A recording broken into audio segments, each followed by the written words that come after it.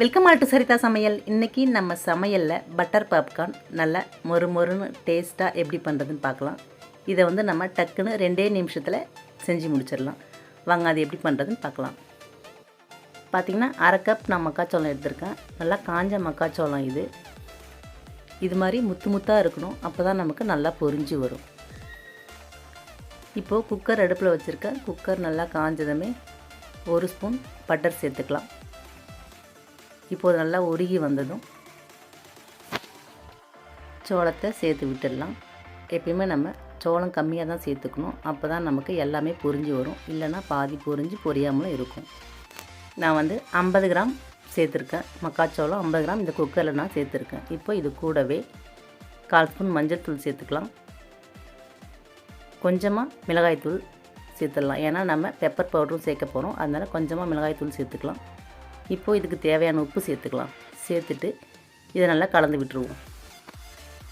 1-2 சோளம் பொரிஞ்சு வரும். அப்போ நம்ம குக்கர் மூடியை போட்டு மூடி வச்சிடலாம். அப்போ அடுப்பை நம்ம மீடியம் ஃப்ளேமில் வச்சுக்கலாம். பார்த்திங்கன்னா சோளம் பொரிய ஆரம்பிச்சிடுச்சு.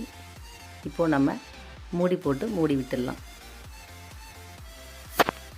2 நிமிஷத்துலேயே நமக்கு எல்லா சோளமும் பொரிஞ்சு வந்துடும். பார்த்திங்கன்னா எல்லா சோளமும் நமக்கு சூப்பராக பொரிஞ்சு ரெடி ஆகிடுச்சு.